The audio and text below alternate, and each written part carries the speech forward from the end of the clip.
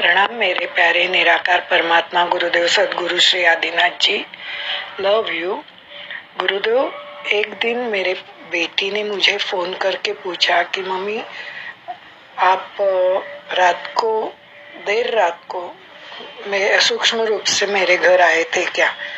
तो मैंने कहा मालूम नहीं। ये बात वो बोली कि मुझे एकदम से मेरी नींद खुल गई और फिर मुझे आवाज आया, सो जा अभी सो जा।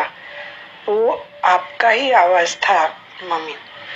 तो मैं बोली मुझे कुछ इसके बारे में पता नहीं है, मालूम नहीं। मेरे निराकार परमात्मा गुरुदेव सदगुरु श्री आदिनाथ जी है, उनको इसके बारे में जरूर पता होगा, लेकिन मुझे कुछ मालूम नहीं। हुआ होगा तो उन्हें ही पता होगा। तो मैंने कहा मीन्स मुझे आश्चर्य लगा कि एकदम उसने सूक्ष्म शरीर के बारे में कहा, क्योंकि हम लोगों में ऐसा कुछ बातें नहीं होती है। सिर्फ मैं दिल्ली के शिविर से आती हूँ, तभी वहाँ का सब क्या हुआ कैसा हुआ ये वर्णन करती हूँ, बाकी कुछ बातें नहीं होती है। तो गुरुदेव ये कल्पना है या उसकी कल्पना तो नहीं है ना? कृपया इसके बारे में मार्गदर्शन कीजिए। और गुरुदेव जब मेरे निराकार परमात्मा गुरुदेव आदिनाथ जी का सदगुरु आदिनाथ जी का मैंने हाथ पकड़ा है, तो मुझे किसी से भी डर नहीं लगता है। और मैं क्यों डरूं? वो है मेरे साथ, इतना मेरा वही विश्वास है और भरोसा भी है। धन्यवाद गुरुदेव, धन्यवाद गुरु माँ। Love you very much. प्रणाम आपको और प्रणाम दीपाली आपको भी। जो जीवन हम यहाँ जी रहे हैं शरीर के साथ, इस जीवन को अगर हम गिने, मेरी दृष्टि से अगर गिने, तो ये जीवन 1% भी नहीं है। जो इसके पीछे हो रहा है, जो सूक्ष्म जगत में हो रहा है, सूक्ष्म जगत में बहुत कुछ हो रहा है। जब हम मृत्यु को प्राप्त होते हैं तो हम कहीं बहुत दूर नहीं जाते, हम अपने कुटुंब, अपने जानने वालों के आसपास घूमते हैं और वहीं पैदा हो जाते हैं। मगर हम डर रहे होते हैं कि हम इनको छोड़ के जा रहे हैं, छोड़ के नहीं जाते। सूक्ष्म जगत का बहुत बड़ा रहस्य है जो हम जानते नहीं, या हमें कोई बताने वाला नहीं।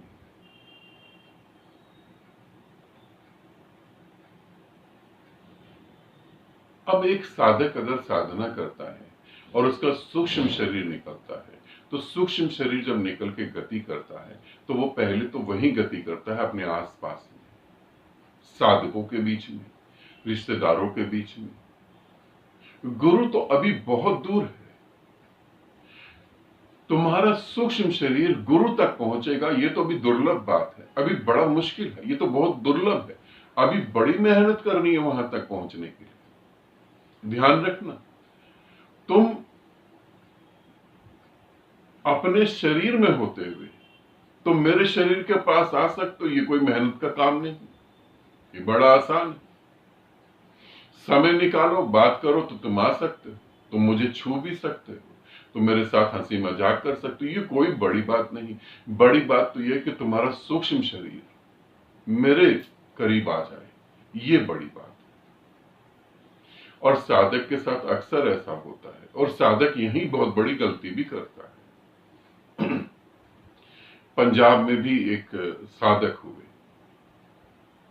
लुधियाना में, उनका सूक्ष्म शरीर निकला और उनका सूक्ष्म शरीर कई ऐसे साधकों के पास गया जो उनको जानते भी नहीं थे, और उनके सूक्ष्म शरीर ने आशीर्वाद दिया कि तुम्हारी साधना ठीक होगी, और साधना ठीक भी हुई।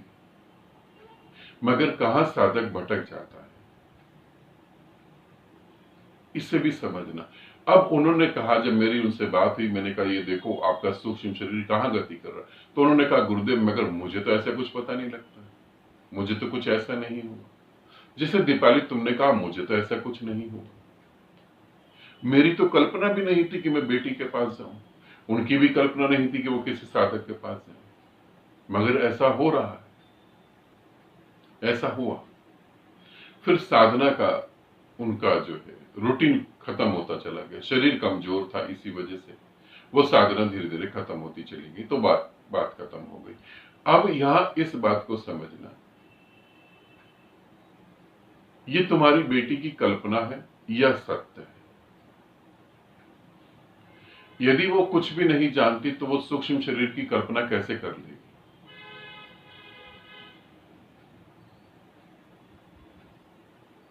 और अगर वो कुछ जानती है, कुछ उसने सुना हो, तो भी उसने कल्पना कर ली वो कुछ खास महत्वपूर्ण नहीं। हो सकता है उसकी कल्पना हो, मगर हो सकता है सत्य है। मैं तुम्हें कहूंगा कि तुम्हारा सूक्ष्म शरीर गति कर रहा है, ये सत्य है। और तुम्हारा सूक्ष्म शरीर पहले आसपास बच्चों के पास, आसपास जो जानकार है उनके पास ही जाएगा, ये बिल्कुल सत्य है। गुरु के पास तुम्हारा सूक्ष्म शरीर आएगा तो तुम परम मुक्ति को उपलब्ध हो जाओगे, तुम मुक्त हो जाओगे, क्योंकि तुम्हारे सूक्ष्म शरीर में सारे बीज हैं, काम वासना के, दोबारा जन्म लेने के, मोह के सारे बीज तुम्हारे सूक्ष्म शरीर में। और जैसे गुरु के पास आओगे तो गुरु की उस दिव्य ऊर्जा में तुम्हारा सूक्ष्म शरीर विलीन हो जाएगा, पूरी तरह से जल जाएगा, खत्म हो जाएगा। मगर गुरु के पास आना मुश्किल है, क्योंकि तुम्हें पता लगता है कि तुम्हारा जब सूक्ष्म शरीर निकलता, भौतिक शरीर से वो बाहर निकला, तो वो सबसे पहले किसे पुकारता है? पत्नी को, बच्चों को। कहां गति करता है? जहां उसका मोह है। ये बात बताती है कि गुरु से अभी प्रेम की आग और होनी चाहिए। ये बात बताती है कि अभी और गति करनी है हमें। तुम जब कहते हो कि गुरुदेव हमें आपसे बहुत प्रेम है, और जब मैं तुम्हें रात को सोते हुए देखता हूं, ध्यान रखना, गुरु की आंख से बचना बड़ा मुश्किल है। जो मेरे पिछले से पिछले जन्मों में जिन्होंने मेरे साथ साधना करी थी, उनको आज भी इस जन्म में, वो मुझसे जुड़े हो ना जुड़े हो, आज भी मेरी आंख उनको कंटिन्यू देखती है। उनका अनुभव है कि हमें आंख दिखाई देती है, आज भी मैं उनको देख रहा हूं। तो गुरु तो कुछ अलग ही है, उसकी था नहीं है।